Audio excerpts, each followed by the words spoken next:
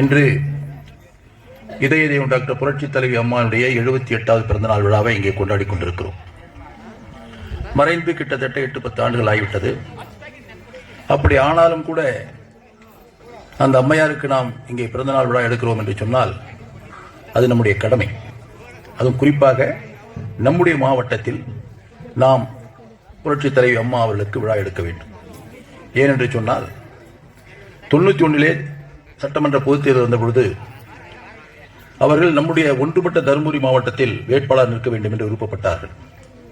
காரணம், தமிழகத்திலேயே மிகவும் பின்தங்கிய மாவட்டம் தருமபுரி மாவட்டம். குறிப்பாக கல்வியிலே மிகவும் பின்தங்கிய மாவட்டம். அதோடு மட்டுமல்ல, பெண் பிள்ளைகள் தொடர்ந்து 2 பிள்ளைகள் 3 பிள்ளைகள் என்று ஒரு குடும்பத்தில் பிறந்துவிட்டால் அந்த பெண் பிள்ளைகளை எதிர்காலத்தில் எப்படி வாழ வைப்பது என்று தவித்துக் கொண்டிருக்கின்ற பல பெற்றோர்கள் குழந்தையிலேயே சாகடிக்கக்கூடிய ஒரு அவலமான நிலைமை நம்முடைய மாவட்டத்திலே இல்லை, நிறைய மாவட்டங்களில் அந்த நிகழ்ச்சி இருந்தது. இதையெல்லாம் கருத்தில் கொண்டுதான் நம்முடைய மாவட்டத்தில் உள்ள பர்கூர் சட்டமன்ற தொகுதியில் வேட்பாளர் நின்றார்கள், வெற்றி பெற்றார்கள், முதலமைச்சர் ஆனார்கள். அப்படி முதலமைச்சரான பின்பு இந்த மாவட்டத்தினுடைய வளர்ச்சி உரிய அதிகாரிகளை வைத்து ஆய்வு செய்கின்ற பொழுது நானும் சட்டமன்ற உறுப்பினர், மாவட்ட கழக செயலாளர் வகையிலே அந்த ஆய்வுக் கூட்டத்தில் கலந்து கொண்டிருந்த பொழுது அவர் எடுத்த முதல் அதிகாரியிடத்தில் கேட்ட கேள்வி, தருமபுரி மாவட்டத்தினுடைய கல்வித்தரம் எப்படி இருக்கிறது, எவ்வளவு பள்ளிகள் இருக்கிறது, எவ்வளவு கல்லூரிகள் இருக்கிறது, படிக்கின்ற பிள்ளைகள் இடையிலே நிற்காமல் தொடர்ந்து படித்துக் கொண்டிருக்கிறார்களா, மேல்நிலை பள்ளியை முடித்துவிட்ட மாணவர்கள் உயர்கல்விக்கு எத்தனை சதவீதம் செல்கிறார்கள், அதுவும் குறிப்பாக பெண் பிள்ளைகள் +2 வரையில் படித்துவிட்டு மேல் படிப்புக்கு கல்லூரிக்கு செல்வதற்கு எத்தனை சதவீதம் பெண்கள் மாணவிகள் கல்லூரிக்கு செல்கிறார்கள் என்று அவர்கள் கேட்டபொழுது அதிகாரிகள் அளித்த பதில், ஒன்றுபட்ட தருமபுரி மாவட்டத்தில் 2 கலைக்கல்லூரிகள் மட்டும்தான் இருக்கிறது என்று அவர்கள் பதில் சொன்னார்கள். சுதந்திரம் அடைந்து கிட்டத்தட்ட 60 ஆண்டு காலமான நிலையில் அப்பொழுது 40-45 ஆண்டு காலம் 2 கல்லூரி, ஒன்று கிருஷ்ணகிரியில் அரசு கலைக்கல்லூரி, அடுத்த கல்லூரி தருமபுரி. ஆனால் அப்பொழுது ஒன்றுபட்ட தருமபுரி மாவட்டத்துடைய மக்கள் தொகை 20 லட்சம் பேர். அந்த 20 லட்சம் பேரில் அந்த குடும்பங்களில் கிட்டத்தட்ட 7-8 லட்சம் மாணவர்கள் படித்துக் கொண்டிருக்கிறார்கள். அந்த 7-8 லட்சம் மாணவர்கள் முழுமையாக +2 முடித்த பின்பு கல்லூரிக்கு செல்ல வேண்டும் என்று சொன்னால் இந்த 2 கல்லூரி தான் இருக்கிறது. இந்த 2 கல்லூரி மொத்தமாக 500 மாணவர்கள் சேர்ந்தால் அதுவுமே அதிகம். 7-8 லட்சம் மாணவர்கள் தேர்வு எழுதி மற்ற மாணவர்கள் மாணவிகள் உயர்கல்வி செல்ல வேண்டும் என்று சொன்னால் வெளி மாவட்டத்திற்கோ வெளி மாநிலத்திற்கோ செல்ல வேண்டும். இதை உணர்ந்த புரட்சித் தலைவி அம்மா அவர்கள் உடனடியாக அரசு பெண்கள் கலைக்கல்லூரியை முதலில் கிருஷ்ணகிரியில் கொடுத்தார்கள். அதே போல அரசு பெண்கள் கலைக்கல்லூரி பர்கூரில் கொடுத்தார்கள், பொறியியல் கல்லூரி கொடுத்தார்கள், ஓசூரில் ஒரு அரசு கலைக்கல்லூரி கொடுத்தார்கள், பாலிடெக்னிக் கல்லூரி கொடுத்தார்கள், கிளமங்கலத்திலே கல்லூரி, இப்படி கிட்டத்தட்ட 8-10 கல்லூரிகளை கொடுத்திருக்கிறார்கள். அப்படி கொடுத்ததின் காரணமாக இந்த மாவட்டத்தினுடைய பெண் பிள்ளைகளாகட்டும் ஆண் பிள்ளைகளாகட்டும் படித்து உடனடியாக கல்லூரிக்கு செல்லக்கூடிய ஒரு வாய்ப்பு வந்தது. புரட்சித் தலைவி அம்மா அவர்கள் மறைகின்ற பொழுது நம்முடைய மாவட்டத்தினுடைய கல்வி கற்று உயர்கல்விக்கு செல்கின்ற விழுக்காடு 51 விழுக்காடுகள். அந்த நிலைக்கு உருவாக்கி கொடுத்தவர் புரட்சித் தலைவி அம்மா. இன்னைக்கு பல தொழிற்சாலைகள் வந்திருக்கு. பல தொழிற்சாலைகள், குறிப்பா டாடா எலக்ட்ரானிக்ஸ் வந்திருக்கிறதுன்னு சொன்னா நம்முடைய தொகுதியில மிகப்பெரிய அளவில் வளர்ச்சி. அந்த டாடா எலக்ட்ரானிக்ஸ்ல மட்டும் கிட்டத்தட்ட 50,000 பிள்ளைகள் வேலை செய்யறாங்க. 1-2 பேர் 50,000. அது பெண் பிள்ளைகள் தான் அதிகபட்சம், கிட்டத்தட்ட 35,000 பெண் பிள்ளைகள் வேலை செய்யறாங்க. இத மாதிரி வேலைக்கு போறதா இருந்தா கல்வி கற்காக போக முடியுமா? அந்த கல்வி கற்ற காரணத்தினால்தான் இவ்வளவு தொழிற்சாலைகள் வந்து உடனடியாக நம்முடைய கிராமத்தில் இருக்கின்ற பெண் பிள்ளைகள் வேலைக்கு செல்லக்கூடிய ஒரு வாய்ப்பை உருவாக்கி கொடுத்தவர். அதற்காகத்தான் புரட்சித் தலைவி அம்மா அவர்களுக்கு இங்கே பிறந்தநாள் விழாவை எடுத்துக் கொண்டிருக்கிறோம். அதே போல நம்முடைய சகோதரர்கள் எல்லாம் சொன்னார்கள், நம்முடைய தொகுதியை பொறுத்தவரையில் கிராமங்கள் நிறைந்த தொகுதி, நகரமே கிடையாது, எல்லாமே கிராமம். ஆனால் கிராமமாக இருந்தாலும் நம்முடைய தொகுதிக்குட்பட்ட பகுதியில் பல தொழிற்சாலைகள் வந்து இன்று வேலை வாய்ப்பை அதிகமாக கொடுக்கக்கூடிய ஒரு தொகுதியாக இருந்து கொண்டிருக்கிறது. நானும் சட்டமன்றத்திலே இங்கே வேப்பனப்பள்ளி சட்டமன்ற தொகுதிக்கு ஒரு அரசு கலைக்கல்லூரி கொண்டு வர வேண்டும் என்று நான் கோரிக்கை வைத்த பொழுது இந்த ஆட்சியாளர்கள் பார்ப்போம் நிதி ஆதாரங்களை பொறுத்து நாங்கள் கொடுக்கிறோம் என்று சொன்னால் கொடுக்க மாட்டாங்க. அதே நேரத்தில் இந்த தொகுதியுடைய வளர்ச்சி நல்ல முறையில் வர வேண்டும் என்று சொன்னால் வருகின்ற தேர்தலில் நீங்கள் அனைத்து இந்திய அண்ணா திராவிட முன்னேற்ற கழகத்துக்கு வாக்களிப்பீர்கள் என்று சொன்னால், வெற்றி பெற்று ஆட்சி அமைப்போம் என்று சொன்னால், நிச்சயமாக நம்முடைய மாவட்டம் பல்வேறு வகைகளில் வளர்ந்து வந்து கொண்டிருக்கின்ற மாவட்டத்தில் அனைத்து வசதிகளையும் செய்து கொடுக்கப்படும் என்ற வாக்குறுதியை உங்களுக்கு நான் மனதார கொடுக்க கடமைப்பட்டிருக்கிறேன். இப்போது அன்பு சகோதரர்கள் எல்லாம் சொன்னார்கள், அதுவும் குறிப்பாக பாபு அவர்கள் இந்த தேர்தலில் அனைத்து இந்திய அண்ணா திராவிட முன்னேற்ற கழகத்தின் சார்பாக கிட்டத்தட்ட 15 வாக்குறுதிகளை நான் கொடுத்திருக்கிறோம். அதிலே ஒரு முதன்மையான வாக்குறுதி என்ன என்று சொன்னால், உங்கள் ஆசையோடு வெற்றி பெற்று தமிழகத்தில் மீண்டும் அண்ணா திராவிட முன்னேற்ற கழகம் ஆட்சி அமைக்கின்ற பட்சத்தில் இந்த 5 ஆண்டு காலம் செய்த திராவிட முன்னேற்ற கழக ஆட்சியில் எல்லா நிலையிலையும் விலைகள் உயர்ந்திருக்கின்ற காரணத்தினால், ஒவ்வொரு குடும்பமும் பல்வேறு வகையில் பாதிக்கப்பட்டிருக்கின்ற காரணத்தினால், ஆட்சிக்கு வந்தவுடன் ஒரே தவணையாக எல்லா ரேஷன் அட்டை குடும்பங்களுக்கும் 10,000 ரூபாய் வழங்கப்படும் என்ற வாக்குறுதியை நாங்கள் இப்ப கொடுத்திருக்கிறோம்.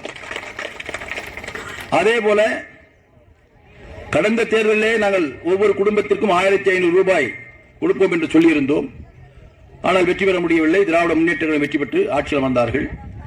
அவர்கள் மகளிர் உரிமை தொகை என்று 1000 கொடுக்கிறேன் என்று சொன்னார்கள். கிட்டத்தட்ட 3 ஆண்டு காலம் கொடுக்கவில்லை. அதற்கு முன்புதான் கொடுத்தார்கள். நாங்கள் அப்படி அல்ல, வெற்றி பெற்று வந்த 2வது மாதத்திலிருந்து தொடர்ச்சியாக ஒவ்வொரு குடும்பத்திற்கும் 2,000 ரூபாய் அவர்கள் வங்கியிலே வைக்கப்படும் என்ற வாக்குறுதியை நாங்கள் கொடுத்திருக்கிறோம். அதையும் செய்வோம். கிராமத்தில் இந்த 100 நாள் வேலை ரொம்ப ரொம்ப முக்கியம். ஓரளவுக்கு நிம்மதியா இருக்கணும் கூட அந்த 100 நாள் வேலைக்கு போறாங்க கிராமத்தில் பார்த்தா.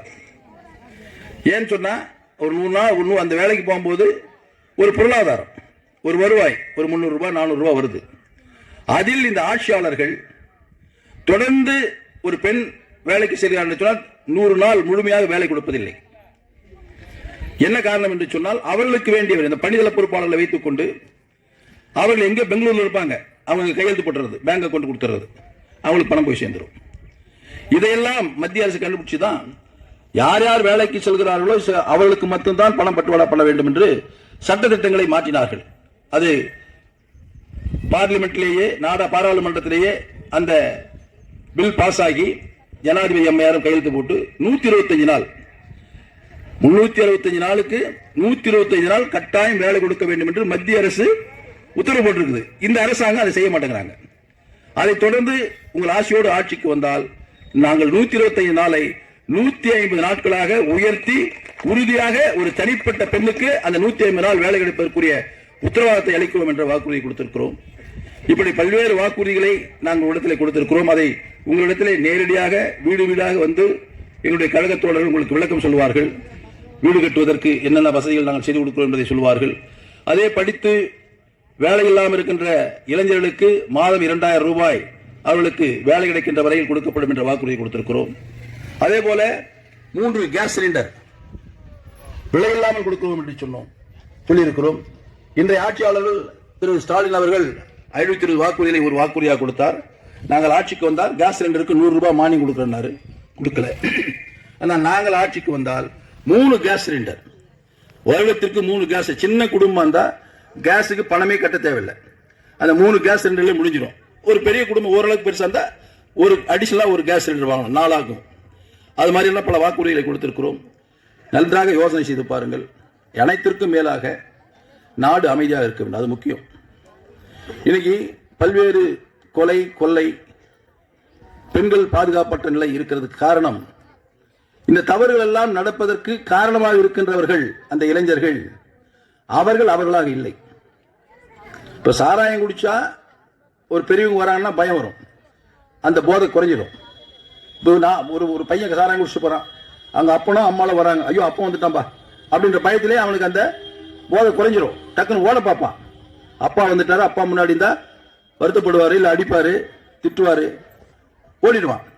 அதே பையன் சாராயம் குடிக்கிறதுக்கு பதிலா கஞ்சாவை அடிச்சுலான்னு வச்சுங்களேன், இந்த அபின் இந்த கெமிக்கல் மருந்துகள் நிறைய வருது. சும்மா இந்த நாக்குல தட்டு அப்படியே ஒரு மோன மனநிலை. அவன் சிரிக்கணும்னு நினைச்சாலும் சிரிச்சுட்டே இருப்பான், அழுன்னு நினைச்சா அழுதுனே இருப்பான். அது மாதிரி அவன் மனதுக்குள்ள ஒரு தீய சிந்தனை படிஞ்சு அந்த மாதிரி அந்த பழக்கம் வந்துருச்சுன்னா இவனை வெட்டணும் அப்படின்னு நினைச்சான்னா வெட்டிடுறான். அவ்வளவு கொடூரமான பழக்க வழக்கங்களுக்குரிய மூலப்பொருள்கள் இந்த ஆட்சியில் சாதாரணமாக கிடைக்குது. டீ கடையில், பீடா கடையில், எங்க பொட்டி கடையில், இதெல்லாம் இது கட்டுப்படுத்த முடியல. ஏன் கட்டுப்படுத்த முடியலன்னா இதனால நல்ல வருவாய் வருது. யார் யாருக்கு வருது? முதல்ல விற்கிறவனுக்கு நல்ல வருவாய். விற்கிறவ யாரு? இந்த ஆட்சியில பங்கெடுத்திருக்கிறவனோட தொடர்பு இருக்கிறவன் விற்கிறான். ஏன்னா அவன் தான் அவனுக்கு பாதுகாப்பு கொடுக்கணும். எப்படி பாதுகாப்பு கொடுக்கறான்? அவன் விற்கிறான், அந்த ஊர்ல கெட்ட பேர் வருது, ஊர்ல பெரிய மனுஷன் போய் போலீஸ் ஸ்டேஷன்ல சொல்றான், இந்த பையன் வந்து இங்க கஞ்சா விற்கிறான், எங்க பசங்க எல்லாம் கெட்டு போயிடுறாங்க, அதனால இதை நிறுத்தணும், அவனை பிடிங்க அப்படின்னு சொன்னா அந்த போலீஸ்காரன் பிடிக்கணும்னு நினைச்சு வருவார். அந்த போலீஸ்காரன் கொஞ்சம் காசு வாங்குற குணம் இருந்துச்சுன்னா அவருக்கு போய் பணம் கொடுக்குறான். பணம் கொடுத்தான்னா வந்து பார்க்கறான், கிடைக்கலன்னு போயிடுறான். ரெண்டாவது நாள் அவனுக்கு தைரியம் வந்துருது, போலீஸுக்கும் தெரிஞ்சிடுச்சு, அதனால நமக்கு கவலை இல்லை, சாதாரணமாக விற்கிறான். அதுல வருவாய் அதிகமா வருது. வருவாய் அதிகமா வரும்போது இந்த தப்பு பண்ணக்கூடிய வாய்ப்பு வரும்போது யார் யாரெல்லாம் நம்மளை கட்டுப்படுத்தணும்னு நினைக்கிறானோ அவனுக்கெல்லாம் வாய்க்கரிசி போட்டுறான், அவன் அமைதியாயிடுறான். இதனால்தான் மிக அளவில் தமிழ்நாடு முழுவதும் ஒரு மிகப்பெரிய சங்கடங்கள் மக்கள் மத்தியில் இருந்து கொண்டிருக்கிறது. இதை முதல்ல ஒழிக்கணும். இது ஒழிக்கணும்னா நல்ல ஆட்சி வரணும், நல்ல காவல்துறையை கட்டுப்படுத்தக்கூடிய திறமை மிக்க முதலமைச்சர் வரணும். அந்த முதலமைச்சர் நம்முடைய எடப்பாடியார் அவர்கள், அது மாற்று கருத்தே கிடையாது. அதனால இந்த நாடு அமைதியாக இருக்க வேண்டும், சுபிட்சமாக இருக்க வேண்டும். ஏன்னா இன்னைக்கு வந்து நம்முடைய ஓசூர் பகுதி, இந்த பகுதியில் பார்த்தீங்கன்னா உலகத்திலிருந்து எங்கெங்கே வந்தாலும் இங்க வந்து வேலை செஞ்சுட்டு இருக்கிறான். இந்தியாவில் மட்டும் இல்லை, உலகத்திலிருந்தெல்லாம் வந்து வேலை செய்யறான். அந்த இளைஞர்களுக்கு பாதுகாப்பே கிடையாது. அந்த இளைஞர்களுக்கு பாதுகாப்பு கொடுக்கிறது யாரு? அரசாங்கம். அந்த அரசாங்கம் பாதுகாப்பு கொடுக்காம இது மாதிரி ஒரு மூன்றாம் தர குணமுடையவர்கள் மத்தியில் அவன் பாதிக்கப்படும் போது அவனுக்கு பாதுகாப்பு இல்லைன்னா, இங்க இந்த பகுதிக்கு வந்தா நமக்கு பாதுகாப்பு இல்லை அப்படின்ற நிலைமை வருதுன்னா வர்றதுக்கு பயப்படுவான். அந்த நிலைமை நம்முடைய மாவட்டத்துக்கு வரக்கூடாது. ஏன்னா இன்னைக்கு நிறைய தொழிற்சாலைகள் வந்து நம்முடைய குறிப்பாக நம்முடைய கிருஷ்ணகிரி மாவட்டத்தினுடைய பொருளாதாரம் நல்ல முறையில் வளர்ந்திருக்குது. இதுவரையிலும் இத்தனை வண்டிகள்லாம் இந்த பகுதியில் வருமா? இன்னைக்கு எவ்வளவு கார் வருது, எவ்வளவு பஸ் வருது. அந்த பஸ் கம்பெனிகளுக்கு எத்தனை பஸ் கம்பெனிக்கு போகுது. நம்ம கிராமத்தில் இருக்கிற படித்த பெண் பிள்ளைகள் எல்லாம் எத்தனை பேர் காலையில 6 மணிக்கு எழுந்து நீட்டா ட்ரெஸ் பண்ணிட்டு கம்பெனி வேலைக்கு போகுது. யாரை நம்பி? பெட்ரோலை நம்பி. வெளியே போனா யாரை நம்பி? அரசாங்கத்தை நம்பி, காவல்துறையை நம்பி. அந்த காவல்துறை அரசாங்கத்தை நம்பி போகக்கூடிய இடத்துல அவங்க காப்பாற்றலன்னு வச்சுங்க, அப்போ அந்த குழந்தைகளுக்கு ஒரு பாதுகாப்பற்ற ஒரு சூழ்நிலை வருகிறது. எனவே இந்த பாதுகாப்பற்ற சூழ்நிலையை மாற்ற வேண்டும் என்று சொன்னால் இந்த ஆட்சி இருக்கக்கூடாது. அதற்கு நீங்கள் உதவ வேண்டும் என்று கூறி விடைபெறுகிறேன். நன்றி, வணக்கம்.